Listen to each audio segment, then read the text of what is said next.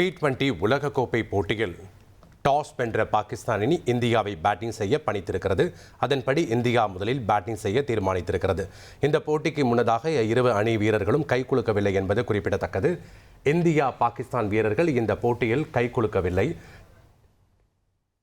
கூடுதல் விவரங்களோடு இணைகிறார் செய்தியாளர் பாலாஜி. வணக்கம் பாலாஜி. உலகம் முழுவதும் மிகுந்த எதிர்பார்ப்பை ஏற்படுத்தியிருக்கக்கூடிய இந்த போட்டி கொழும்பு பிரேமதாசா மைதானத்தில் நடக்குது. தற்போது டாஸ் வென்றிருக்கு பாகிஸ்தான் அணி இந்தியாவை பேட்டிங் செய்ய பணித்திருக்கிறது. கூடுதல் விவரங்கள் என்ன? இது இந்திய அணிக்கு வெற்றி வாய்ப்பை ஏற்படுத்தி தருமா? அங்க இருக்கக்கூடிய விவரங்கள் என்ன?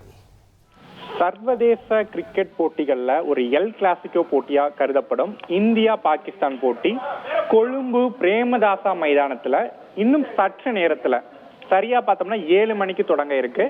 இந்த போட்டியில தற்போது டாஸ் போடப்பட்டு முடிந்திருக்கிறது. அதன்படி பார்த்தோம்னா டாஸை பாகிஸ்தான் தான் ஜெயிச்சிருக்காங்க.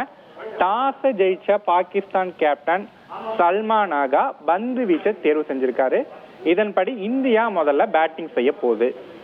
கொழும்பு பிரேமதாசா மைதானத்துல இரவு 7 மணிக்கு போட்டி தொடங்க இருக்கிற நிலையில இரு அணிகளும் டாஸை ஒட்டி தங்களோட அணி வீரர்களை அறிவிச்சிருக்காங்க. இதன்படி இந்திய அணியில 2 மாற்றங்கள் செய்யப்பட்டிருக்கு. அதாவது வயிறு உபாதை பிரச்சனையிலிருந்து பாதிக்கப்பட்டிருந்த இந்திய தொடக்க வீரர் அபிஷேக் சர்மா திரும்பி அணிக்கு திரும்பி இருக்காரு. அது மட்டும் இல்லாம வேகப்பந்து வீச்சாளர் ஹர்ஷ்தீப் சிங்க்கு பதிலாக குல்தீப் யாதவை இந்திய அணிக்கு சேர்த்திருக்காரு கேப்டன் சூரியகுமார் யாதவ். இதன்படி பார்த்தோம்னா இந்திய அணியோட வீரர்கள் விவரம் பார்த்தோம்னா அபிஷேக் சர்மா, இஷான் கிஷன், திலக் வர்மா, சூரியகுமார் யாதவ், ஹர்திக் பாண்டியா, சிவம் துபே, ரிங்கு சிங், அக்சார் பட்டேல், குல்தீப் யாதவ், வருண் சக்கரவர்த்தி மற்றும் ஜஸ்பிரித் பும்ரா. இதுதான் இந்தியாவோட பிளேயிங் 11. பாகிஸ்தானோட பிளேயிங் 11 பார்த்தோம்னா சைம் ஆயூப், ஃபர்கான், சல்மான் ஆகா, பாபர் அசாம், முகமது நவாஸ், ஷதாப் கான், ஃபஹீம் அஷ்ரப், உஸ்மான் கான், ஷஹீன் அப்ரிடி, உஸ்மான் தாரிக் மற்றும் அப்ரார் அகமது. இவங்க தான் பாகிஸ்தானோட பிளேயிங் 11.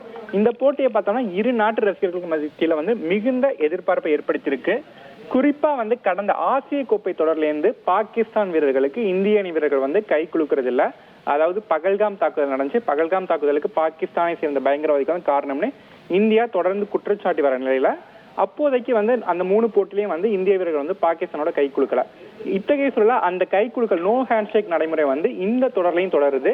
போட்டியின் போது டாஸ் போடப்பட்டப்ப இந்திய கேப்டன் சூரியகுமார் யாதவும் பாகிஸ்தான் கேப்டன் சல்மான் ஆகாவும் கை கொடுக்கிற நோ ஹேண்ட்ஷேக் முறை திரும்பவும் தொடருது அப்படின்னு தான் சொல்லலாம். இது மட்டும் இல்லாம போட்டிக்கு முன்னதாக செய்தியாளர்கள் சூரியகுமார் யாதவ்ட்ட நீங்க கை கொடுப்பீங்களா அப்படின்னு கேட்டிருந்தாங்க. அது உங்களுக்கு டாஸ் தெரியும், நாங்க போட்டியில மட்டும் தான் கவனம் செலுத்துறோம், மற்ற நடைமுறைகள் உங்களுக்கு பின்னர் தெரிய வரும்னு சொல்லியிருந்தாரு. அதே சமயம் பாகிஸ்தான் கேப்டன் கிரிக்கெட்டோட மேன்மையை காப்பாற்றணும், அதாவது ஸ்பிரிட் ஆஃப் த கேம் நம்ம கடைபிடிக்கணும், அதனால ஒரு மறைமுகமா இந்தியா பாகிஸ்தான் கூட கை கொடுக்கணும் அப்படிங்கிற ஒரு கோரிக்கையை பாகிஸ்தான் கேப்டன் வச்சிருந்தாரு அப்படின்னு சொல்லலாம்.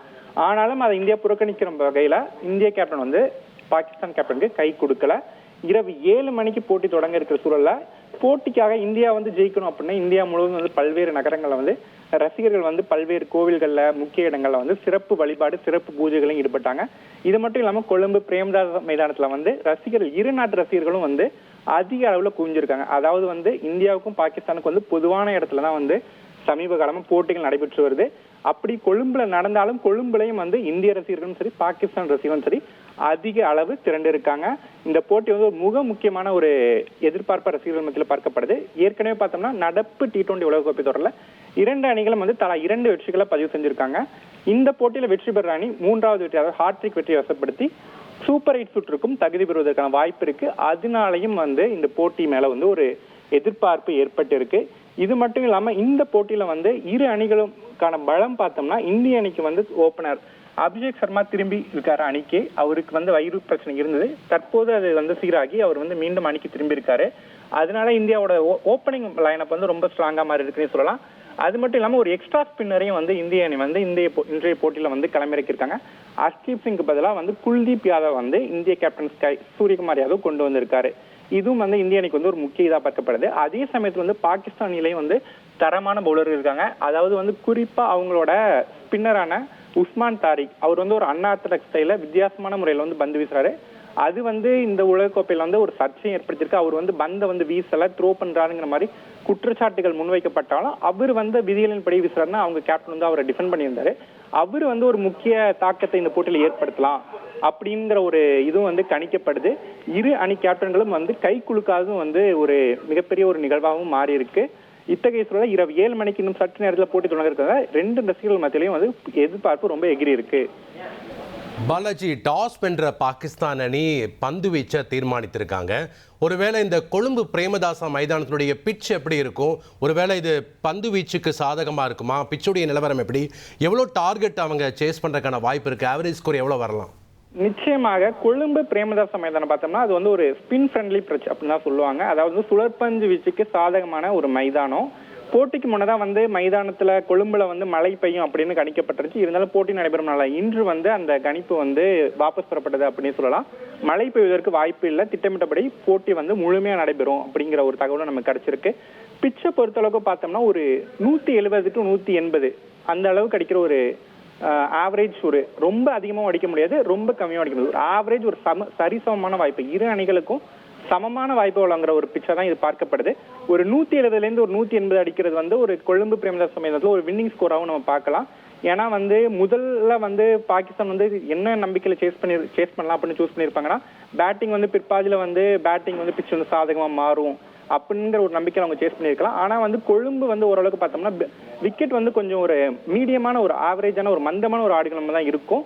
ஒரு 160 to 180, above 160, above 170 அந்த ரேஞ்சில் நம்ம ஸ்கோர் எடுத்தோம்னா அது வந்து இந்த மாதிரி ஒரு அழுத்தமான ஒரு போட்டியில் வந்து அது வந்து ஒரு வெற்றிகரமான ஒரு வின்னிங் ஸ்கோராகவும் மாறலாம். நன்றி பாலாஜி, எங்களுடைய தகவல்களுக்கு. இனி செல்லும் இடமெல்லாம் செய்தி. தந்தி டிவியின் வாட்ஸ்அப் சேனலை ஃபாலோ பண்ணினா செல்ல இருக்கும் இடமெல்லாம் செய்தி. இதோ QR கோட், இப்பவே ஸ்கேன் பண்ணுங்க, ஃபாலோ பண்ணுங்க.